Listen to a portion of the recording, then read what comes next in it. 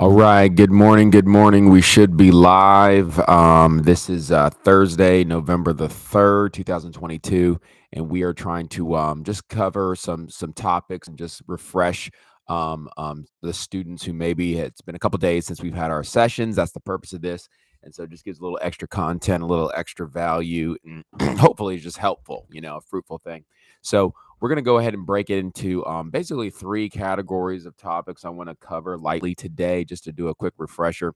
Keep in mind, if you can't watch this live, you can always go back and watch the replay. You can also just rewind it and watch it as much as you need to. I mean, that's what I like about videos. It helps, it helps you basically have your own personal replay as much as you want. And so to cover a few topics today, I'm just going to kind of read through. We have some just critical thinking style questions I wanted to talk through for a little bit. For those of y'all who are probably in the last couple weeks of our 10-week course, we really try to hit like different types of things and see how you respond and see if your thinking is a little more algebraic. I'll say it that way. If you have a process by how you kind of come to conclusions. Of course, if you are in my Math Made Simple program, depending on where you might be working on different skills with like decimals or fraction work. A lot of times kids need to go back and look at their multiplication facts and get better there. I have to emphasize this because any parent watching, I just need you to know it is so pivotal that you make sure your kids know their multiplication facts. It's pivotal. It's a skill set you must have to have real optimal success.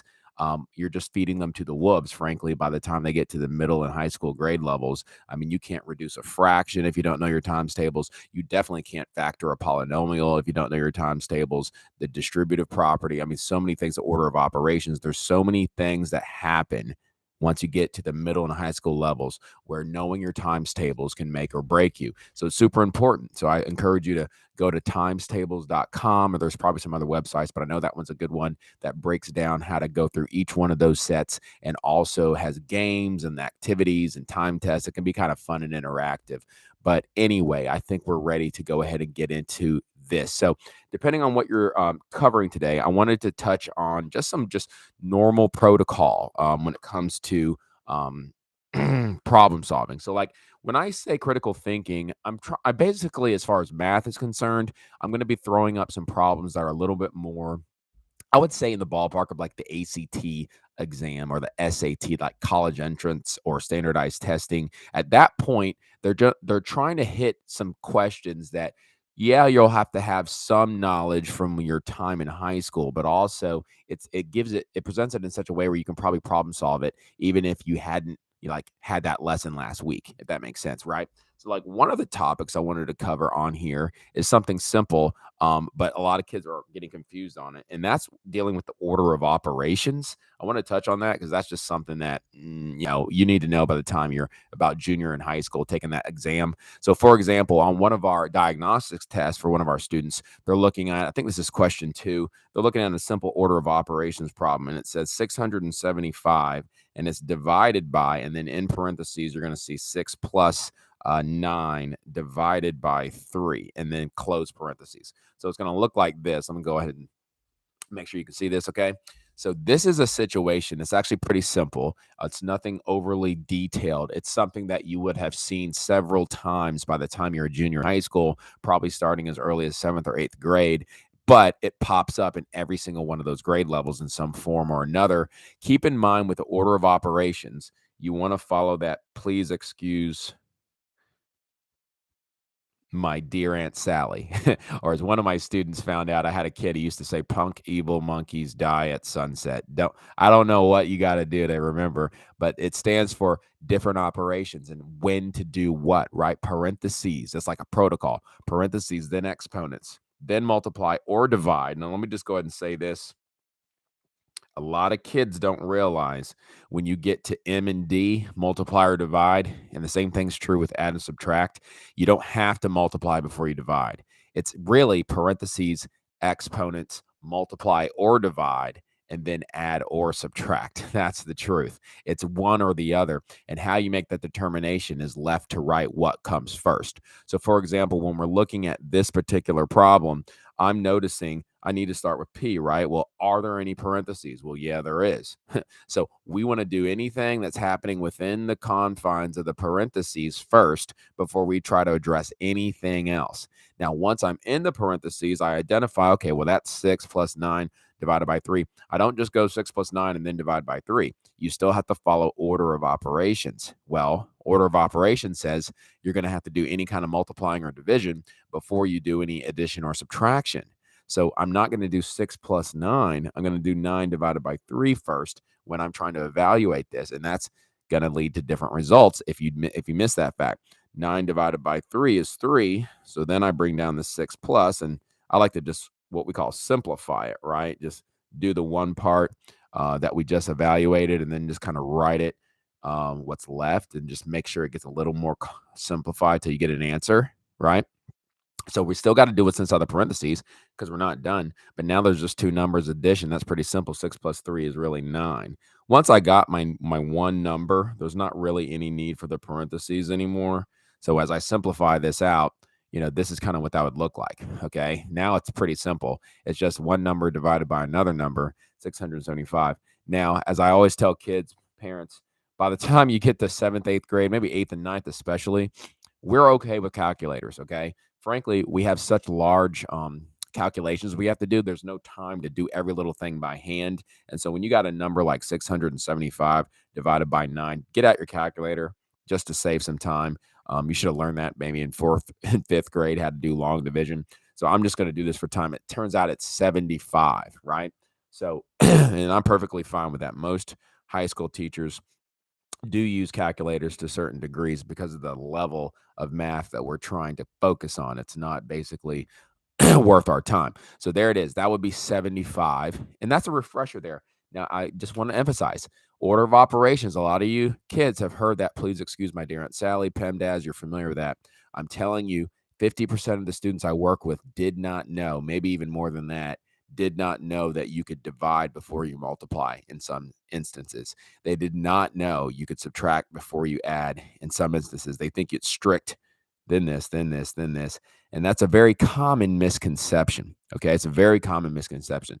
So going back to like some of the critical thinking, that's part of that, process that you got to reason through. You got to slow down. You got to ask yourself, okay, what did I learn and how do I apply it in this particular context? Okay. How do I apply it?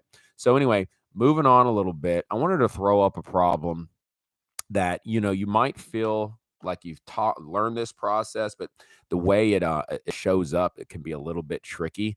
For example, one of the ways of factoring, yeah, it's a special case. It's called the difference of squares. If you sat through an Algebra 1 or Algebra 2 class, you should have covered that.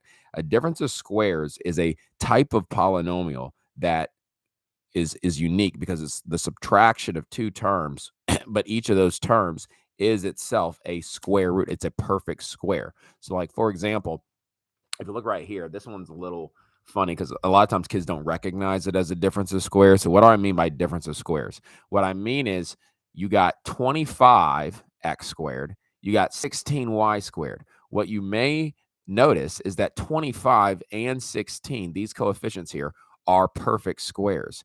What's a perfect square? Well, a perfect square is a number that has smaller factors times themselves that equal it. For example, 25 is a perfect square because 5 times 5 is 25, right? It's the same number times the same number. That makes 25 a perfect square. 16 is a perfect square because of the same reason, but it's 4. 4 times 4 is equal to 16, the same number times the same number. Therefore, 16 is a perfect square. Now, if you got a variable part with it, it just needs to be to the power of 2 or at least to the power of an even number because it can be the same base times the same base. I'll show you what I mean. So, for example, 25x squared, the square root of that would be 5x because x times x is x squared. And so you would put 5x in two parentheses, kind of like this. Give yourself room because you got to put the square root of the other term as well. 16y squared, square root, would be 4y, right? So you put 4y in each of the two parentheses, but with difference of squares, it's a special case you would have learned if you remember. You simply have to remember you add it once and subtract it once. No particular order. It's a special, they call it a special case because it kind of breaks the rules of the other kind, right? But that's how it is done. Now, a way you can always check this, and this is a test taking strategy when I say critical thinking, you can always, let's say you didn't remember that process, right? That's not necessarily critical thinking. That's more like, did you remember from class, right? Excuse me. The critical thinking component would be take the answer choice. Let's say this was answer choice A. Take the answer choice, multiply this back out, and see if it equals the original problem. That's what factors are. They're just smaller components that if you multiplied them would equal what you had, right? So if I had no idea what to do with a problem like this, you could always take advantage of the fact that it's multiple choice. That's critical thinking. Like, oh, what's the situation I'm in here, right? Well, if it's truly a factor, that means if I multiply it, it should equal the original polynomial. So how do you multiply it? Well, you do distributive property, right? 5x times 5x is 25x squared. That's a fact. 5x, of course, you got to do it to both terms in the other parenthesis. So 5x times negative 4y would be negative 20, watch this, xy, because they got two different variables, right? And then you do the same thing over here. 4y times, well, that would be plus 20xy. I'm running out of room here, right? So what you're going to end up seeing when you combine like terms is they would cancel out. Negative 20xy plus 20xy effectively cancels out. It goes bye-bye.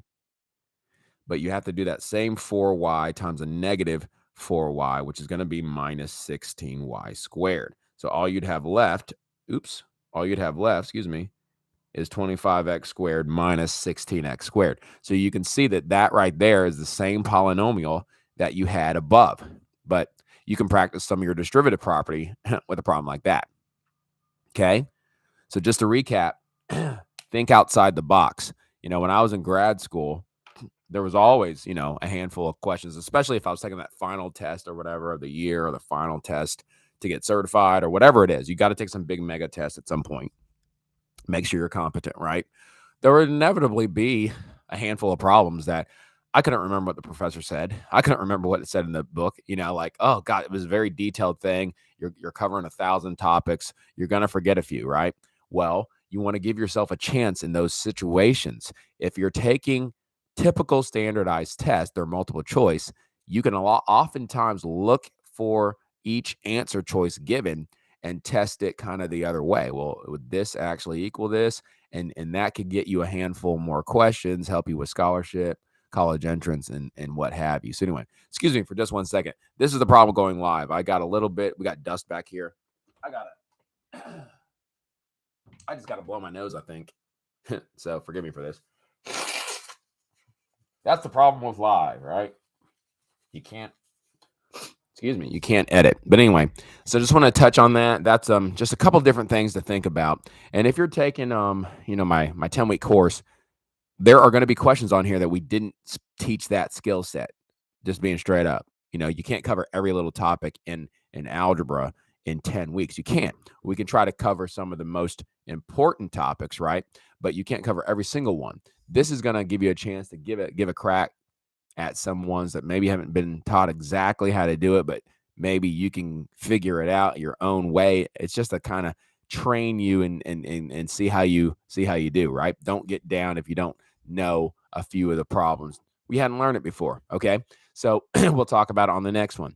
So the other thing I wanted to touch on, if I can find it, here we go. So the other thing I wanted to touch on is really, I say this is for my Math Made Simple people, especially if you're like 4th, 5th, even 6th grade. It's probably more along that grade level. But to be honest with you, it's really for everybody. Why do I say that? Because people don't seem, in my experience, kids, to like fractions, okay? I say fractions and people get anxiety or they feel really, they feel some type of way, right? Whenever fractions pop up. Well, I just want to keep it real. You're going to deal with them. You need to understand a fraction. I say this all the time. It's really just a division problem in disguise, okay? It seems all scary, like a monster. Oh no, a fraction. If you can keep that in the back of your mind, it's a division problem in another form. It doesn't have to be as intimidating, So one of the skill sets we were working on, which is really helpful at the middle school and the high school level, is how to excuse me, is how to what we call reduce the fraction. All right. So how do you reduce fractions? Well, fractions first off really represent part of a whole. Okay. Keep that in the back of your mind. They represent part of a whole. You have 24 parts of something that is 30 parts in total, right? Part over whole. Imagine, and I was telling this in class, that you had a piece of cake, a really big birthday cake, or excuse me, something like that. If I had the fraction 24 over 30, what I'm really saying is, hey, I want to eat 24 slices of a 30 slice pizza. I'm just kidding, not pizza. I always say that. 30 slice cake, right? So that's too much cake, first off, but some people do it. Might have been me one time. Okay. 24 pieces of a 30-piece cake. So you can already imagine, okay, if there's 30 slices of a cake, they're probably going to be small pieces, right? Because the cake is only so big. If you got 30 pieces, you got to cut up pretty small pieces, right? The question is, well, how can I cut up the same size cake in maybe less pieces? Maybe not 30 pieces. Maybe I want to cut it up into 15 pieces or something like that, right? Well, then this is going to change, right? Because you want to eat the same amount of cake, but you want to have less slices. So you want to know what fraction would be equal to it. For example, we use a process. Well, I'll go ahead and get into the process to do this, to accomplish it. It's called simplifying the fraction. All right. You could cut up the same cake into 15 slices total instead of 30 slices. Well, then you wouldn't have to eat as many slices of the cake, if the cake is cut up into bigger slices from the get-go. So what you want to do is look for something called a common factor. Okay. And when I say a common factor, I mean smaller numbers that multiply into both the numerator and the denominator that they have in common. For example, the number 24, I'm just going to kind of use colons, has lots of factors. Okay. You could do 1 and 24, of course. You could do 2 and 12, right? You could do 3 and 6. I'm running out of room. That's how many factors it has. You could also do, excuse me, not 3 and 6. Let me see, 3 and 8. And then I think it's 4 and 6. All those numbers go into the number 24. They're factors of the number 24. Okay, I'm going to draw a line just to separate it. 30 has a few factors too. You could do 1 and 30. 1 times 30 gives you 30, right? You could do 2 and 15. That goes into 30. You could do 3 and 10, right? I think you could do 6 and 5. If there's any more, I'm not thinking of it. So I'm going to stop right there. I think I listed all the factors. There's a chance I missed one, but I think I got them all. Okay. And so what you want to do, either mentally or physically write it out if you're learning, you want to look at each list, the list for the 24, the list of factors for 30, and you want to find the biggest factor that they have in common, the biggest number that appears on both lists. So give it some thought, look real hard. I mean, 24 is a big number, but I don't see it. I don't see it in the 30 list, right? 30 is a big number. It's not the 24 list. Go through the list. I think the answer is 6. See, a 6 shows up. I'm going to circle it. A 6 shows up in both lists. It's the biggest number that goes into both 24 and goes into 30. So once you identify that greatest common factor, you want to rewrite the original fraction, 24 over 30. And what you're going to do is you're going to divide each number by that greatest common factor. So I'm going to divide 24 by 6. I'm going to divide the 30 by 6 and see what that equals, right? And as a reminder, division is just multiplication backwards. So if 24 divided by 6, you're trying to find that out. One way to do it is to ask yourself, what number times 6 equals 24? What number times 6 equals 24? We've been working on our multiplication facts, right? Well, hopefully you're going to figure out that, 5 times 6 equals 24, right? So therefore, 24 divided by 6 equals 5. See how that works? Same thing here. What number times 6 equals, I'm tripping, not 5. This is what happens when I do this early in the morning. Let's try that again. Let's try 4. 4 times 6. Excuse me about that. 4 times 6 equals 24. 24 divided by 6 is 4. Okay. When it comes to 30, same thinking. What times 6 equals 30? That's the one that's 5. Excuse me. So 30 divided by 6 is equal to 5. So we just divided both by the common factor, and there you go. It looks like there's the simplified fraction 4 over 5. So I'm telling you that 24 slices of a 30 slice cake is the same amount of cake as eating 4 slices of a 5 slice cake. As long as the cakes are the same size, you know, the one that's cut up into 5 slices, you eat 4 of those pieces. The one that's cut up into 30 slices, you eat 24 of those pieces. You're still eating the same amount of cake. The cake's slices are just smaller or bigger, depending on which one. But that's a little review on how to reduce a fraction. You know, some of them are a little easier because the numbers are smaller, so you don't have to have as many factors, but that's really kind of how it is done. All right. So critical thinking, I guess the main takeaway I wanted to say there, and there's a little bit of, I'm just letting you go for it, right? You don't know, you got to test your metal. You have to sometimes look at the answer choices and work your way backwards if you can't exactly remember the right process. Okay. Now, the last thing I wanted to touch on real quick is we were watching that video called Why You Need to Fail. Great video that talks about the power of trying new things that you're not good at and doing it over and over and over again with quantity until you get really good at something. It's really the fastest way to learn, right? So there were three reasons, I guess, why you need to fail. And it sounds weird. It doesn't mean try to fail. It means try to succeed at something new. But knowing you're gonna fail for a while until you get really good at it. The 3 reasons why you need to fail, to recap it. Do you remember it? One was learning. The other was growth mindset versus fixed mindset. Remember that? And then the last one was experiments, right? If everything you try in your mind psychologically, you think of not as, oh, I'm trying something that I might fail at. Nah, think of it as it's just an experiment. Let me try this and see if it works, right? Oh, it didn't work. Well, that's just process. Okay. So now let me tweak this. Let me try it again. Oh, it almost worked, but then this happened, right? That repetition, lots of attempts, tweaking it as you go, actually ends up bringing forth a better quality product. If you're trying to create art or make something new, it also helps you figure out how to do something and develop a skill. Quantity is really the name of the game, not just one time trying to do it perfect. You want to stay away from perfection.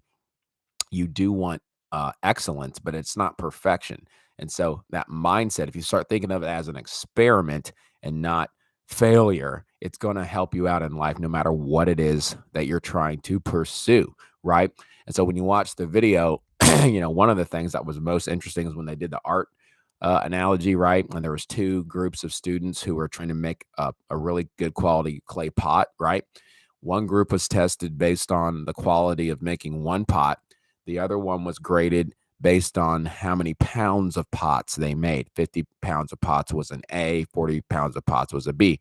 They did a control group, and then an outside observer came in and they judged which one had the best quality of work, which one made a better pot at the end of the day. Turns out it was actually the people who made 50 pounds of pots because they had so much practice by the time they got to 50 pounds of pots that they knew what they were doing versus one person who tried really hard and had one mediocre pot.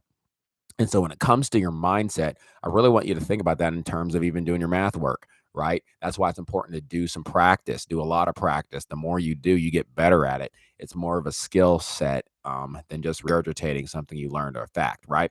So that's just something I want you to keep in mind. Have a mindset of growth, not fixed. I worked hard at this.